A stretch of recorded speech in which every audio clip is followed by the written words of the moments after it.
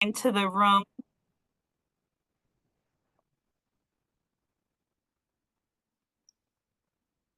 Hi, everyone. I can see the attendees filing into the room. We'll just wait one moment or two while people continue to sign in here.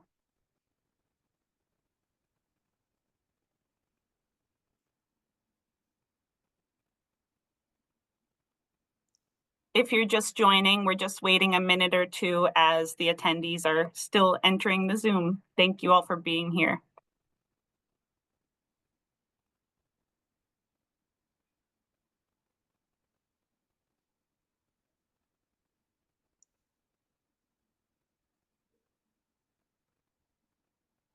Okay, let's get started. So welcome, everyone. Thank you for joining us today for the Caring for the Caregiver Webinar Series, brought to you by the Executive Office of Aging and Independence and the Mass Tech Collaborative.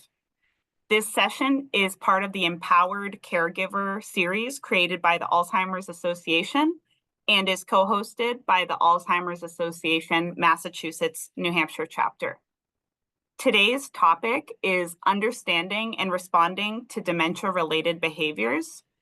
I'm Liz Gallagher, Strategy and Analytics Manager at the Executive Office of Aging and Independence, and I'm thrilled to welcome you to this important discussion.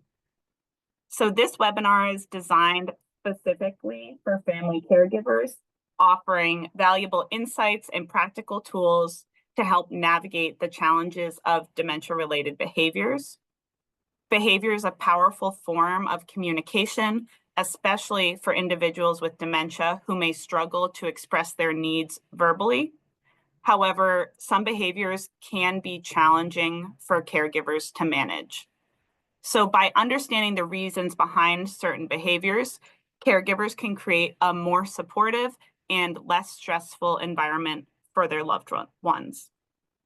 So today, we're pleased to be joined by Romney.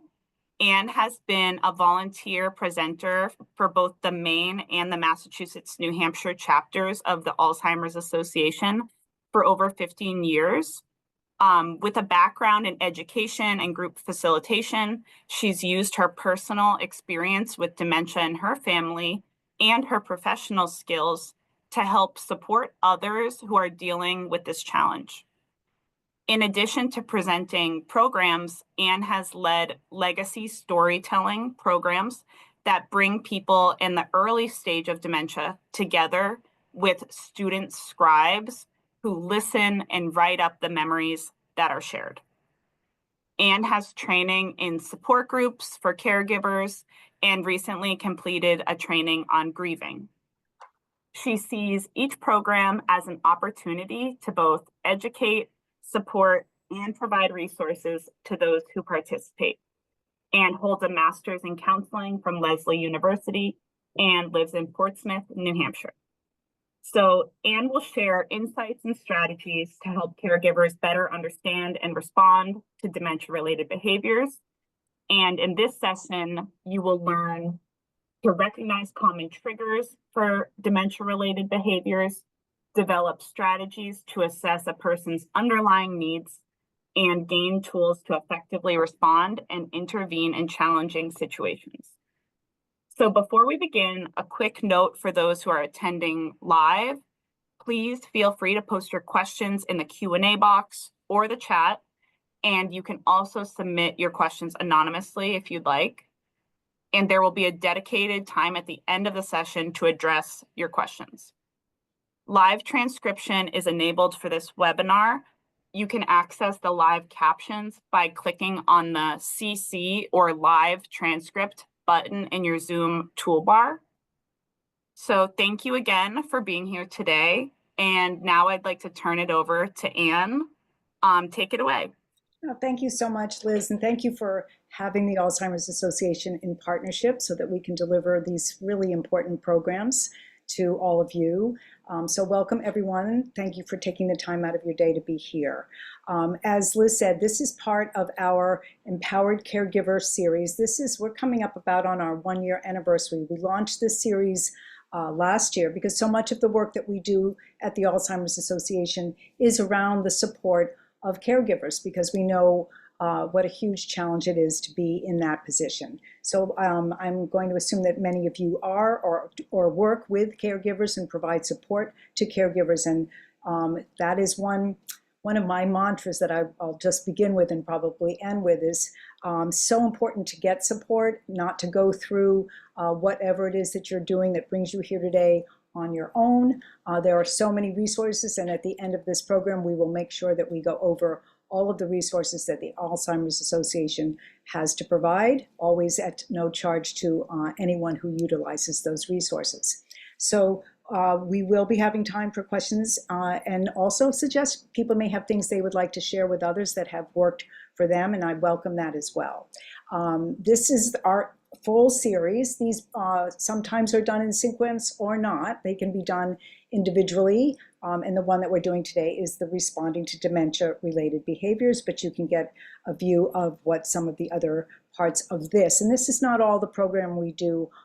This is one section of programming, but we do programming around understanding the basics of Alzheimer's and dementia, knowing what the 10 warning signs are. We have some programs on safety and memory. We have and financial. We have a lot of different programming. But I love this new series, and I think that it has such an impact for so many people. So Liz talked a little bit about this already. We're going to talk about how dementia causes changes in behavior, talk about triggers, look at non-medical versus medical ways to address behaviors, and we have a 4-step approach around how you might use it a bit as a guide as you're interacting with someone that might have a challenging behavior at that time. There is a handout that accompanies this program, so you don't really need to take notes. We'll make sure that Liz has that handout if she doesn't already, so know that you will be getting backup material. So let's talk a little bit about understanding when we say a dementia-related behavior, what are we really trying to say? The person is trying to tell you something with the behavior. As we know, the communication with using words starts to diminish when people have cognitive decline. So their behaviors, sometimes like what we see in a child has behaviors that we need to try to understand. And that would be the same here because the language isn't there. So it may be that they are feeling unsafe, uncomfortable. So we're going to talk about what those some of the general kinds of things that we know. Everybody is unique and everybody has different experiences, but there are some general kinds of behaviors that we can recognize. And sometimes the person has better days than other days. And it's so important to remember that this is not something that the person can control. We sometimes forget that because with a person who has dementia, they don't look necessarily any different. I like to use the example, if someone has a broken leg and they're walking more slowly, we understand why. Particularly in the early stages of dementia, the person looks exactly the same. We want to sort of think they can snap out of it. My dad had dementia, had Alzheimer's, and which is what brings me here, but my mom wanted him to just cut it out, I think, in the very beginning. She just didn't really understand that this was something that he couldn't control. So that's a really important piece. Things really physiologically are happening to that person, whether you can see them or not. So we know that the disease causes brain cells to break down. In a person with advanced Alzheimer's disease, the size of their brain can literally be 1/3 to 1/2 the size of its original shape. So we know that this is happening in a very real physiological sense, and these changes make it harder for the person to understand what's happening around them. They have sometimes a hard time distinguishing between what is real and not, what is safe and what is the right thing for them to do. So there are a lot of ways in which that person feels uncomfortable in this world, and I like to say that caregivers, one of our main jobs is to be the calmer in chief. We want to try to make that person feel as calm and okay and safe in the world as we possibly can. It's also not that easy as a caregiver to always be doing that because it's so stressful being a caregiver, and we want to recognize and acknowledge that as well. The self-care part, being a caregiver, is such an important piece. So we have a few videos that we'll hear from experts, and here's our first one. The changes in the brain that occur with Alzheimer's and other dementias then can impact on somebody's cognition, their functioning, and also their behavior. Now, these changes aren't consistent over time, but they can vary. They can vary day by day, and then they can also vary as the disease progresses. Individuals living with dementia can have trouble understanding the world around them. And unfortunately, that could lead to them not knowing what's real, what's safe, or what's appropriate. That uncertainty then sometimes leads to dementia-related behaviors. And one of an important takeaway here too is that, as many of you probably know, that it isn't just a disease of the memory. It affects a person's ability to know what's real and not, so their behaviors get involved, and it also can impact their ability to do what we call executive functioning, planning a day, knowing what the right clothes to put on. So this is all part of what the challenges can be. So we know that people react to what they think, people living with dementia, and feel or need from the people, and these are a form of their communication. This idea of caregiving, meaning you must connect with the person to figure out what they're trying to tell you, is so important, this connection. And we'll talk about that when we talk about our four-step process. But that, again, it's that calmer in chief. You need to connect with that person. This is not necessarily, the behaviors you experience are not related necessarily to their true feelings about you. It's easier said than done, but it's really important to try not to take them personally. If it's an aggressive behavior, we know that people sometimes will be yelled at or called names or really rejected, which can be very, very hurtful. So important to try to remember these are not the person's real true feelings, and that they're confused, even about who you might be in their world. So as we said, everyone is different. Not everybody experiences all of these types of behaviors, but these are some of the common and not the only, but some of the ones that we often see.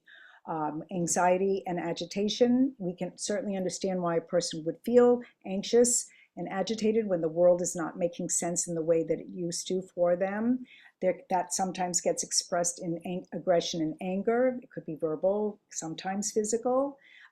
Typically not violent types of aggression with people that have dementia, but it can happen. This third one of suspicion and delusions, this is very common, that a person would really feel a bit paranoid and suspicious about things that might be happening, who took something from them.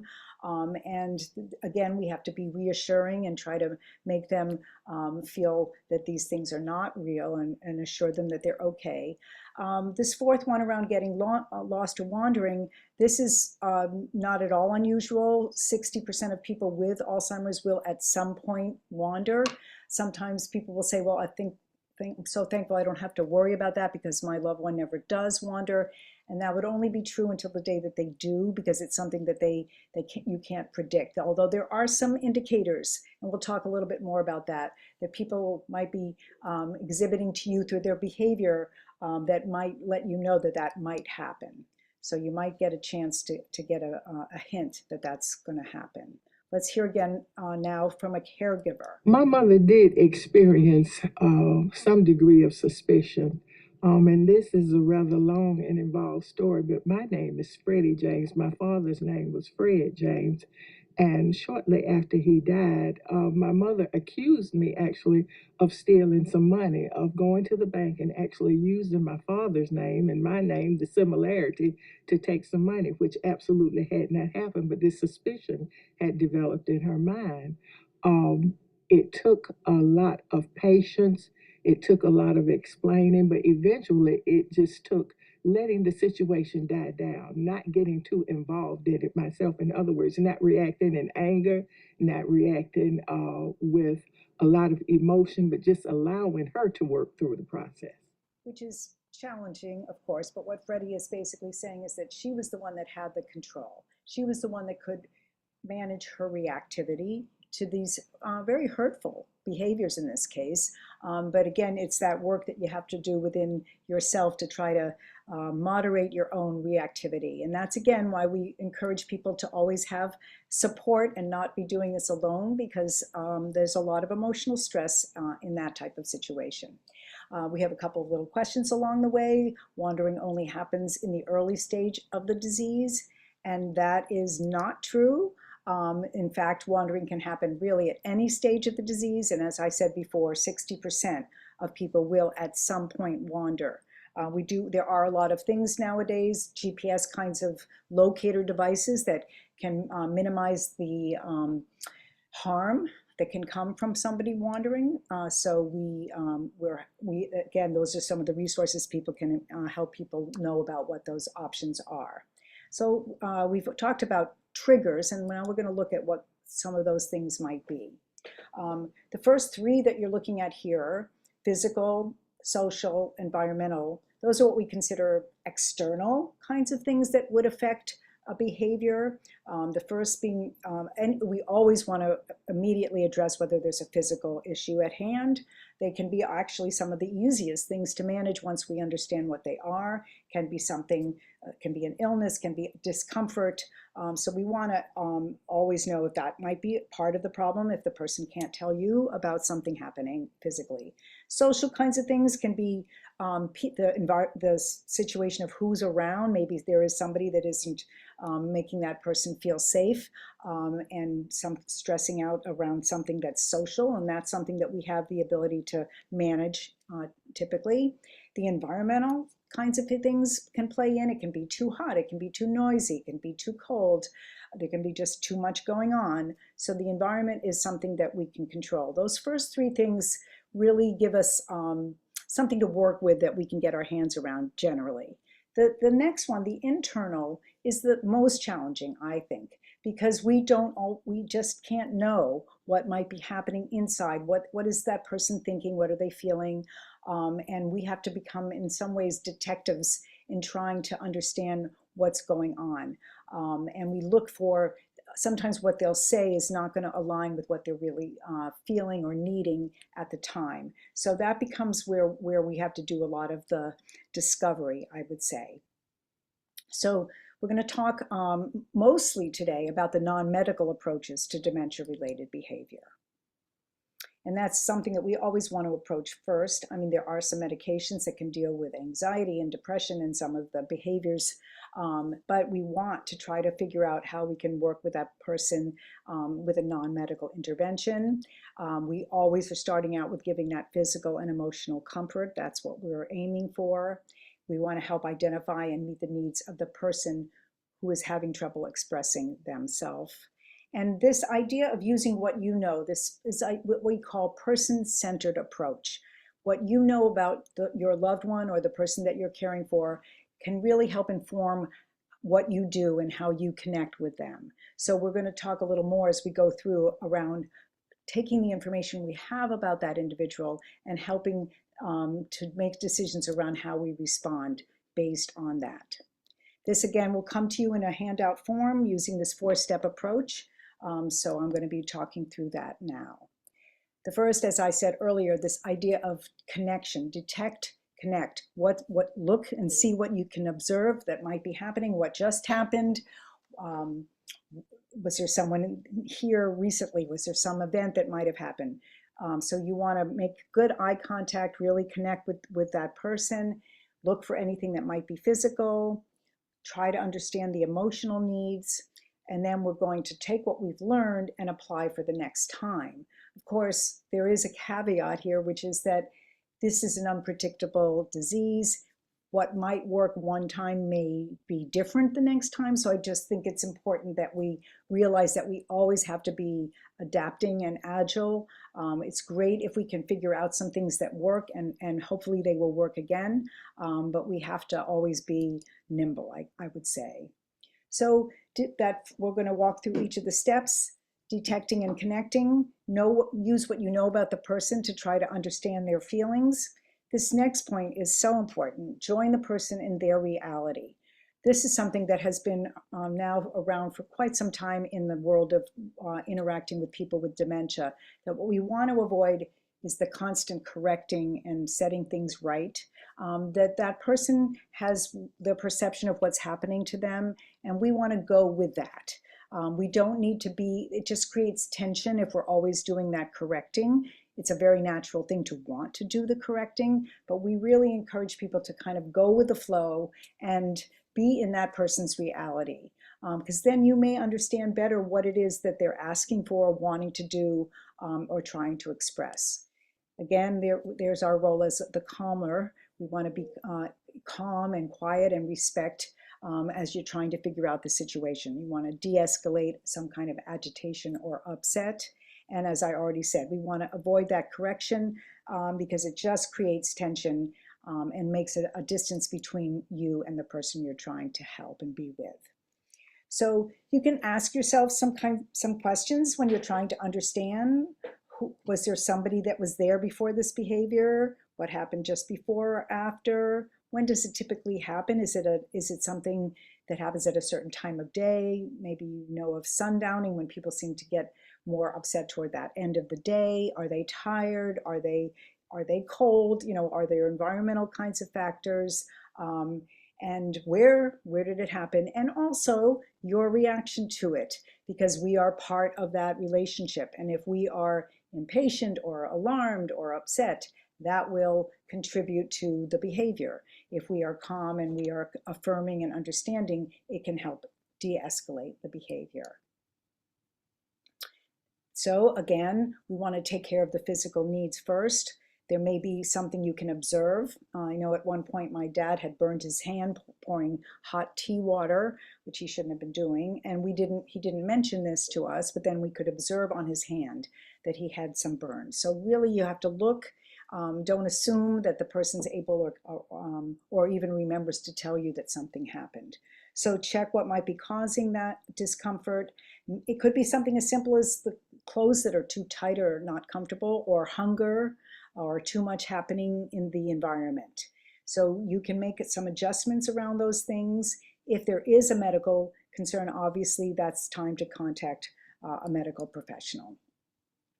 One thing we do know is that just because somebody has Alzheimer's or another form of dementia does not mean that something else can't be going on as well.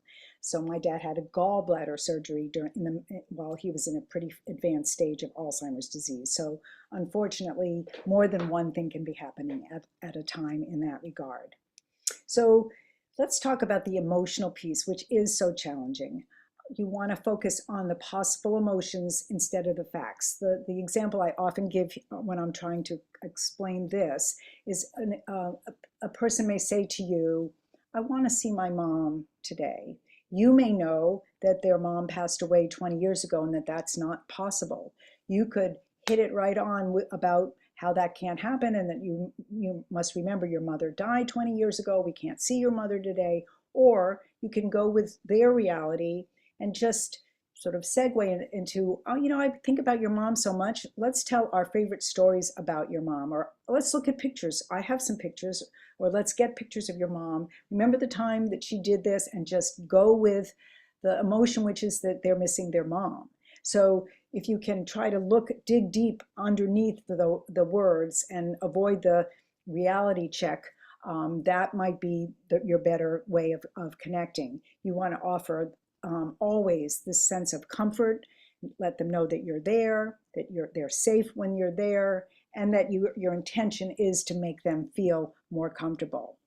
You can also try to redirect into something that is more relaxing. It might work to break something out into, maybe you want to go outside, or you want to stop and have some little snack to eat, or look at something beautiful on a video, or listen to some music, which is such an important thing to utilize. Music is something we could talk about for a long time. So also, you have to be able to be willing to let it go. You may have an idea of some intervention that just isn't going to work this time, and you just have to walk away. And sometimes you just have to accept that this is a frustrating time for them, and unpleasant time for you, and it will pass, and you'll try to find another way going down the road. So you're going to try to see what works. You're going to review and plan for the next time. And were there warning signs, perhaps? Are there something you could observe that, uh-oh, I feel like we might be getting into one of those sort of suspicious kinds of moods or agitated kinds of moods? What has worked well? this is on a worksheet that we send you. You can make note of these sorts of things. When will you need to respond to some of these behaviors? How would you know if things are working better? What can you observe? And who else can help? Because we always need to know that that we're not doing this all alone, and there may be other people that can come in and help with an intervention that makes this more successful for everybody. So we now have some examples, real life examples that we can try to apply these different the approach to these different ones. We're going to start with anxiety and agitation. These are some, not all, but some of the things that can cause this, and I think they are very self-evident as to why. If you're moving to a new residence, making a change, that can be very, can upset the things, changes in the environment. Traveling can be very, very challenging. Hospitalization, house guests, different caregivers. This is really important that when we know that this can, excuse me, I want to stop that phone from ringing. We want to make sure that that these changes happen with a lot of time and explanation. Sometimes it's very unsettling if a new person is just reappearing or coming on all the time.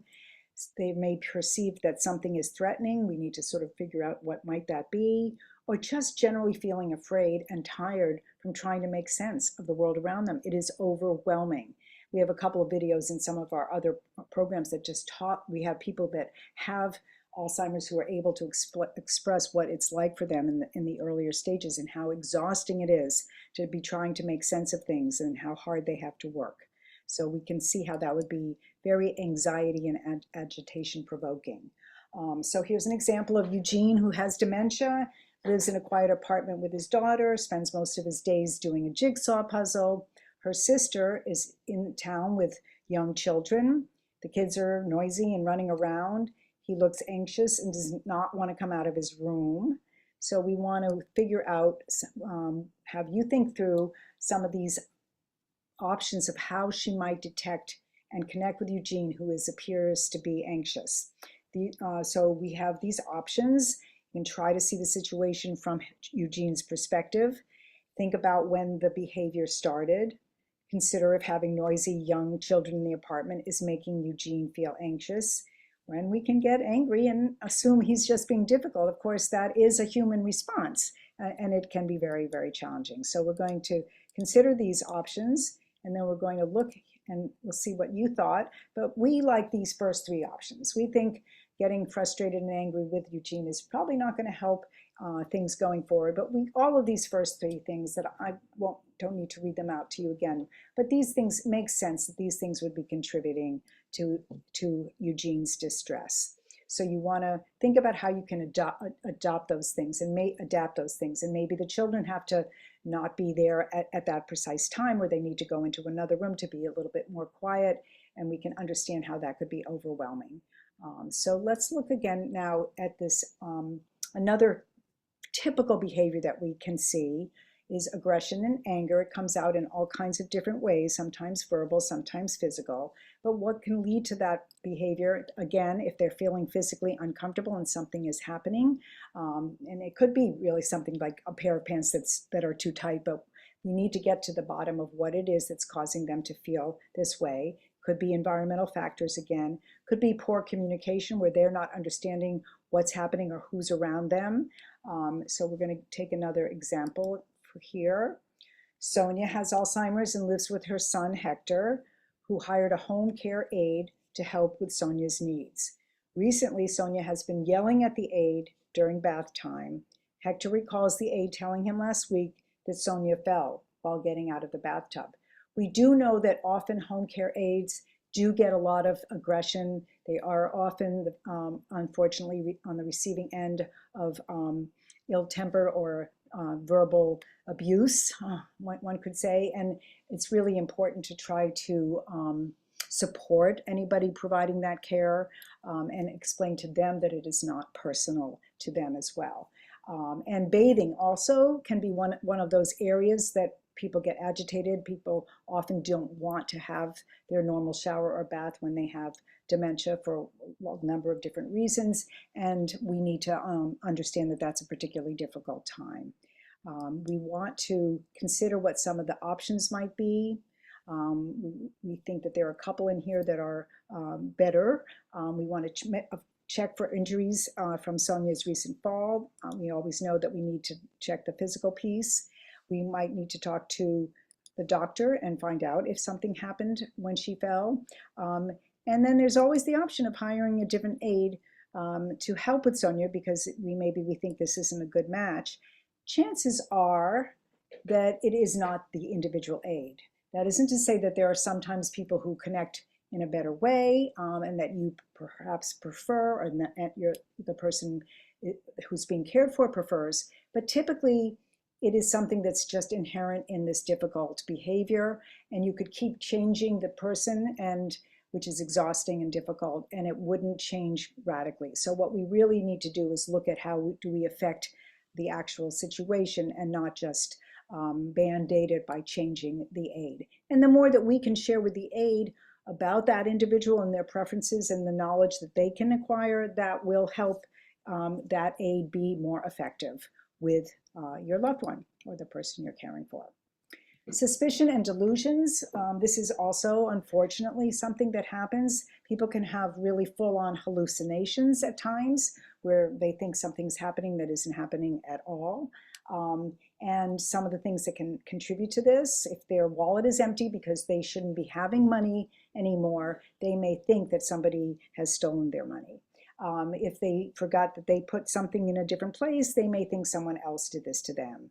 A caregiver might be moving things around when they're cleaning, and this person feels that something has been taken from the home. So these are some of the things that can lead to that. Our example here, Clara is 85 with Alzheimer's, lives with her daughter, Irene. She's been recently nervously walking around the house. She often is looking out the windows in the afternoons, and she will tell Irene, those people are out there again. They came in here last night and took my purse. Irene tells Clara that no one has broken in. Her purse is in the closet. However, Clara keeps walking around the house and is becoming even more upset. So let's see what we might want to be doing here in this situation. Irene can distract Clara by asking her to set the table for dinner. She can reassure Clara that she is safe and offer to check all the doors in the house, make sure they're locked. And she can listen carefully to Clara's accusations and say that she is taking the problem seriously. Well, none of these are bad. Distraction has its place, and we at times talk about the value of trying to move somebody out of a situation into another situation. So it's not a bad approach, but the reassurance piece is actually a really positive thing to do. And even the act of checking the doors it validates her, in this case, Clara's concern. And instead of saying, oh, don't worry, there's nobody there, but actually go and even open the door and shut the door and look out the window and assure her that you take what she's saying seriously and that nobody is there. And again, this third one is really very connected to that, which is taking her accusations seriously, listening, and letting her know that you are on her side and that she can be reassured that everything is okay. So we have to think about that and think about how we are playing into or not what's going on in that person's mind. This wandering, it is a very important safety issue. It's for the safety of your loved one, and we need to very much take it seriously. And what I said earlier, that there may be some hints that this could be happening. If a person is acting very restless and is uncomfortable and getting up and pacing around, that could be an indicator that they might be wanting to get out the door. If they're bored and they're sort of looking for some way to engage, or they may have unmet needs, needing to use the bathroom or being hungry. They may want to wander down the street and get something to eat. So we need to be always observant about what the behaviors might be indicating in terms of the potential for wandering. This example here, Mei Ling is 69, lives with also having Alzheimer's disease, lives with her son Kenji, his wife, and their 2 young children. Mei Ling ran her own flower shop before she retired. Kenji starts to notice that Mei Ling walks back and forth when she's in the yard and seems anxious. Once she tried to leave the yard when the family was outside. She tried to go into the neighbor's garden. So knowing, having that personal knowledge about, in this case, his mom, that she was she had a flower shop, it makes sense that she would be attracted and interested in her neighbor's yard. So that's information that we have. And there is a chance that she might leave the yard. So here are some options. There are 3 that we think are the best. The options: stay connected with her while she's outside and support her while she's doing simple activities. Avoid taking her outside altogether, too risky that she might wander. Or make the yard more attractive, plant flowers she likes, or decorate with items that she finds in the garden. And tell the neighbor that she's interested in their garden due to her former career. Make sure they have the family's phone number so they can call if they find her in the garden. We like all of these things except number 2. We think that number 2 is very limiting and somewhat punitive, that she doesn't get to go outside because she might wander. That is definitely taking care of her so that she doesn't get into trouble, but we hope that we can work around the wandering with these other ideas. I also think that perhaps you ask the neighbor if you can come over with her and visit her yard. It's also very good practice to have neighbors know that somebody in your home is living with Alzheimer's or another form of dementia, so that they can be on the lookout and can support you in the event of something happening, or if they see them wandering, they can step in and bring them home or let you know right away. We will hear from this caregiver about her experience. While caregiving for my dad, I realized that one of the behaviors that he had related to his dementia was wandering. He would often feel restless and want to leave the house, sometimes at 5 in the morning, sometimes at 8 o'clock at night, or just at any point throughout the day. And at first I was very frustrated by this behavior and just would constantly tell him, Dad, you can't go out right now. We're not going out right now. But I realized over time that that was not working. And rather than telling my dad what he couldn't do, I had to put things into place, telling him what he could do, offering him a structured schedule, activities that were not overstimulating, and a schedule that really promoted him feeling calm and engaged throughout the day. Once I started doing this, it really helped to reduce the wandering. Yeah, I think that's a schedule is very helpful often. Again, we have to be flexible because you may have a schedule that you have to let go of, but I do think that the idea of giving some structure is really helpful in terms of any of these behaviors. Briefly around medical approaches, there are some behaviors that are triggered by a medical need. It could be a drug side effect. Could be an infection or some other condition, or even challenges with improperly corrected hearing or vision. So we want to make sure that we can address those things. And also, there are some medications that a person might take that can affect some of these behaviors. If there's a lot of hallucination, there are some antipsychotic medications. There are antidepressants if a person is feeling very despondent, and that's something that you talk about with your medical professional in terms of what the cost benefit is of having a medication that might attend to some of these behaviors. Again, we want to reiterate that we would hope to try to deal with things outside of the medication, but it sometimes is appropriate and necessary. So this is a handout activity that you will get that summarizes, there are a couple of examples, but it summarizes our 4-step process and guides you through that. And this will get emailed to you. It also has our contact, our helpline that we will talk about in just a moment. And you will each be getting that. And We do know, as I said, that this really is a challenging road to go on, which many of you probably know very well, and that it can be very stressful. And this doesn't get easier as the disease progresses, that these behaviors get more and more challenging. You get more exhausted as a caregiver. You've been doing it longer and it gets harder. It is important to consider finding outside help or a different setting if it becomes too much for your emotional or physical health, and you're worried that anyone in the house is not safe. So that is really important. Often it's a grueling decision or a very challenging decision because you want to keep the person at home. They've expressed that they never wanted to go into a facility or have other types of care. Often we find that people will tell their loved one, often it's a spouse, and they'll say, I don't want anyone but you to take care of me. And that is a really, really difficult situation to have to live with, because it can often not be done without great harm to the person who's trying to do it on their own. Gun safety, just very, very briefly, we do have a very good program on safety and memory, but there really is no place for guns in a home with a person that has dementia. And if there are any guns in that home, they absolutely need to be locked away. There really is just not a good combination at all. So I won't spend time on that. In terms of the resources of the Alzheimer's Association, some of you may be very familiar with these, but please know that they're here, and let other people know that they're here.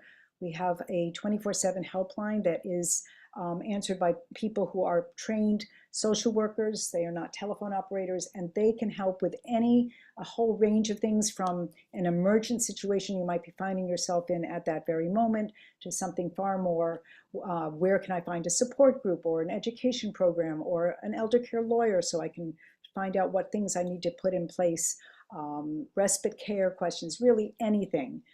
So for those of you who like to talk to a person, it's such a helpful thing to know about. We also have our website, alz.org, which has just gotten better and better over the time that I've been involved with the Alzheimer's Association, and you can find all kinds of information there. I'm looking at the bottom left there. You can find out things about care, safety, driving. Really important to know about our website and to be comfortable on there. ALZ Connected is a way that people literally connect, almost like a blog where people can put, I'm dealing with this, and someone has a suggestion, and they can share that. ALZ Navigator can help you figure out how to make a plan and how to know what the resources are. There are chapters. There's the Mass New Hampshire chapter. There are chapters in every state. We have support groups, both in person and online. Within the last year, the Alzheimer's Association and AARP have collaborated around a community resource finder, which makes sense in all kinds of ways. And the education programs, the one that you're experiencing here now, is part of a large catalog of programming that we can offer. And we offer these at times in person, but also online and virtually. Since COVID, that we really adapted, and we have found now that we can reach so many people in this way online. There are recorded versions also of many of these programs on our website. So that is really important. And I'm going to stop sharing. Thank you so much, Anne. And it took about 40 minutes, give or take. You're perfectly on time. Thank you so much. We really appreciate your presentation, and I'm sure everybody learned so much. And so now we're going to shift to the Q&A discussion. Let's do that. So everyone, while we welcome your questions, please note that we'll be addressing general topics as opposed to highly specific or personal situations. If you need individualized guidance, we do encourage you to reach out to Mass Options or the Alzheimer's Association 24/7 helpline that Anne was talking about for direct support. And I'm going to put those resources right in the chat now. Great. There we go. And if you feel uncomfortable asking a question in front of a large group, you can submit anonymously, or again, reach out to the Alzheimer's Association or Mass Options for that one-on-one assistance. So to start us off, I have a couple questions that we received in the webinar registration survey. So the first question for Anne is, how do you help yourself deal with emotional outbursts from your parent? Yeah, that's a great question. And unfortunately, that's a reality that many of us experience where we sort of become a parent to our parent. I remember this happening in my life where my dad was still driving and my parents were driving into New York City. And I scolded them and said, "You cannot be driving into New York City anymore." And I realized, oh, when did I become the parent here? It's very overwhelming sort of reckoning when that happens. And it's very hard to have a parent, a loved one, anyone harshly lash out at you. It's hurtful. We are human beings, and it's very hard to take that, especially from someone who you love and loves you. I think from what we've just covered here, I would point us back to the reality that it's up to us, that we can't get in. If it's a regular relationship with somebody and you're on equal cognitive footing, you can have a good back and forth and confront that and talk about why that's not reasonable and how you don't want to be spoken to that way, etc.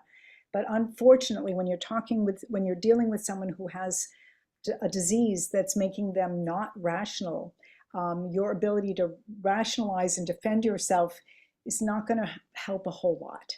So as that woman, Freddie, she says in her video that even though she was being accused of stealing, and that was hurtful to her, she realized what she just had to do is de-escalate and just not get reactive. And I think that is our best way. And it's also good to have some support and someone you can vent to and say, "Oh my gosh, I can't believe what my what my dad said to me today," and be able to talk about that. We encourage people to go to support groups because you can talk about these kinds of things that happen because they're happening to lots of people. But I think it ends up being that we have to be the one not to react and not to go back at it. Definitely.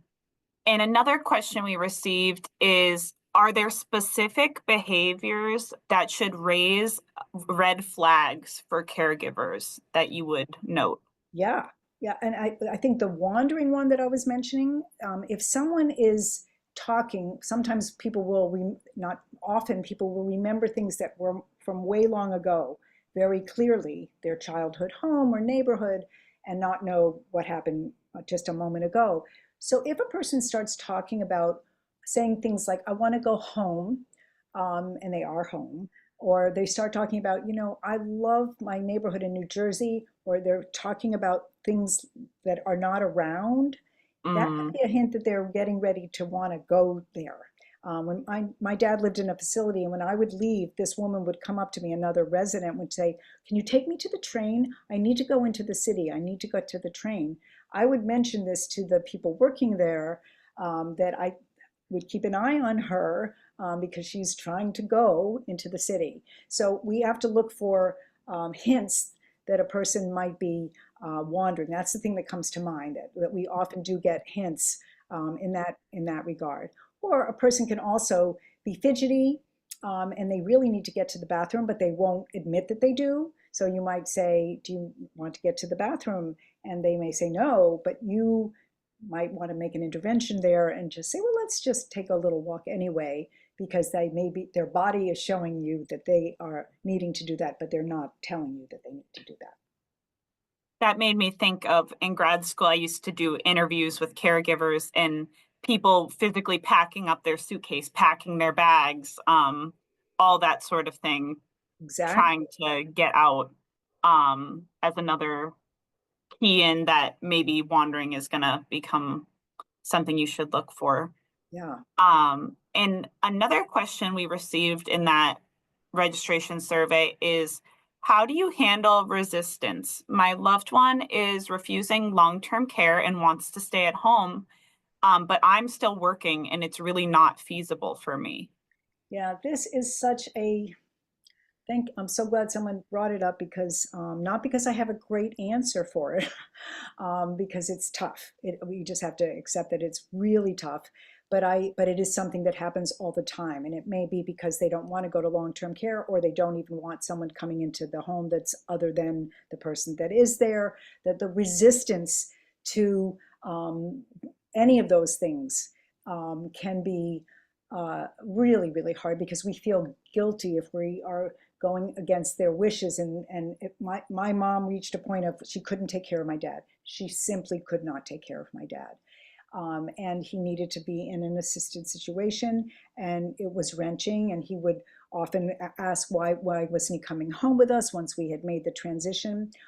All I can say is that you have to push through the resistance, because for your own health and well-being, when a limit has been reached, we have wonderful options now. There are these places where people can be cared for very well, and it's a wonderful thing that these places exist.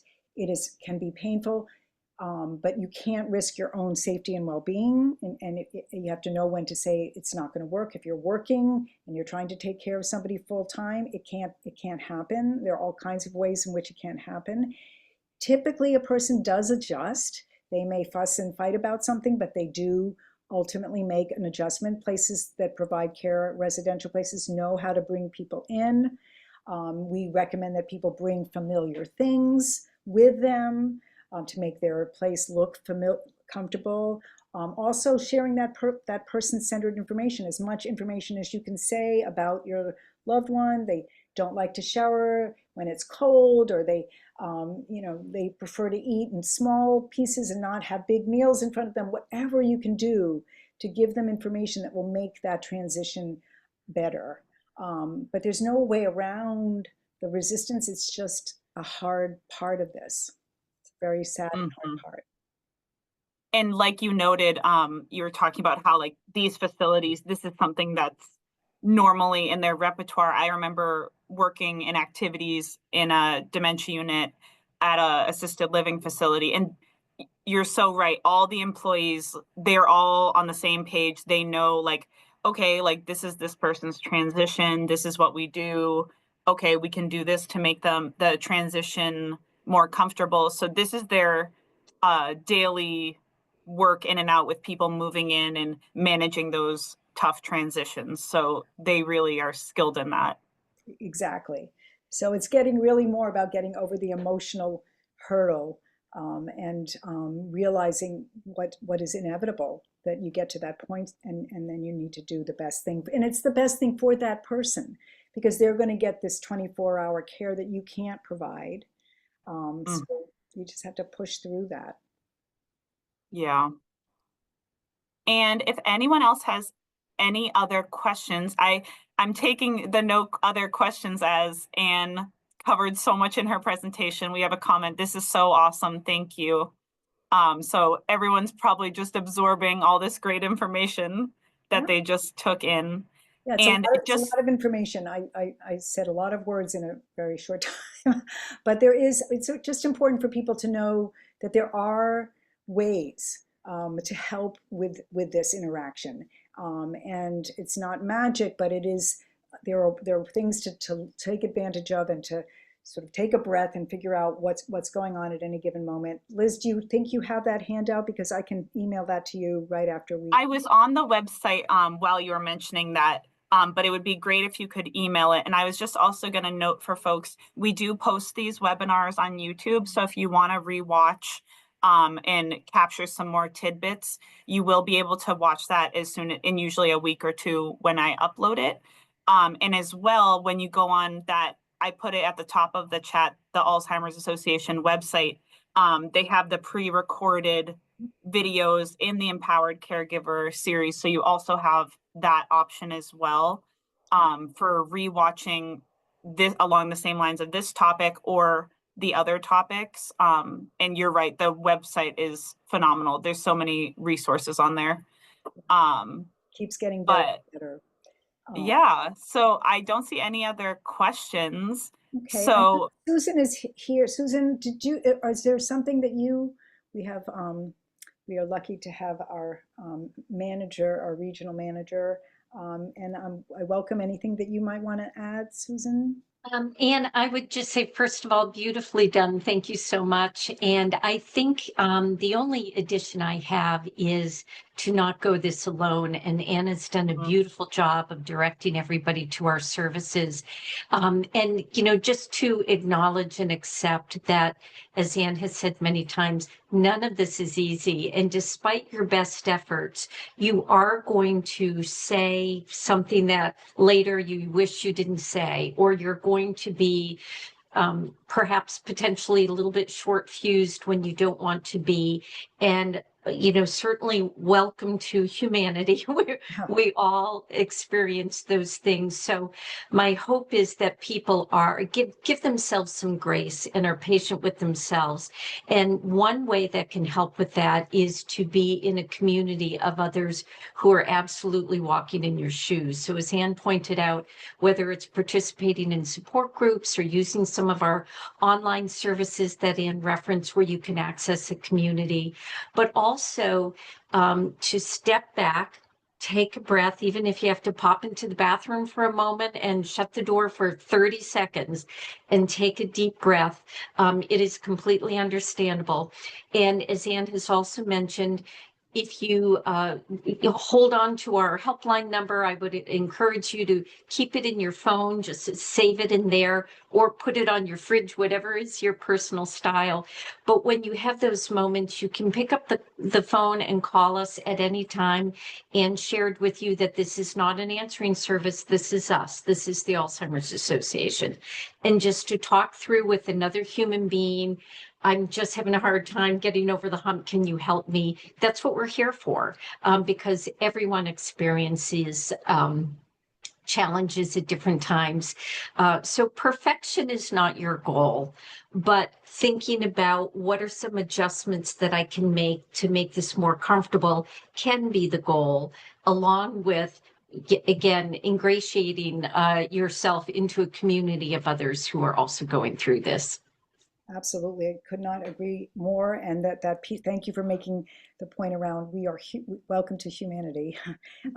It is not a perfect world when we're in this situation at all, and you are human. And as much as we can say all of these things, I've had my moments where you want to pull your hair out, and give yourself some grace. That's well said. So thank you all. I'm so glad that many of you were able to be here today. And thank you, Liz, for the opportunity for us to present here to all Yes. of you. And it's Friday, so I hope people have a nice weekend. And thanks for having us. Thanks so much, Anne and Susan, and thank you all for attending. No, it's Thursday. And I wish it were Friday. It's Thursday. I know, I didn't want to correct you. I'm like, if she thinks it's No, Friday, Thursday. then Well, you know what? we're almost at the weekend. It's been a long Keep that Friday mood for Thursday and Friday. Thursday. Thank you. Have All a right. great rest of your week, everyone. Take care, Thanks everyone. again. Bye-bye. Thanks, Bye. everyone.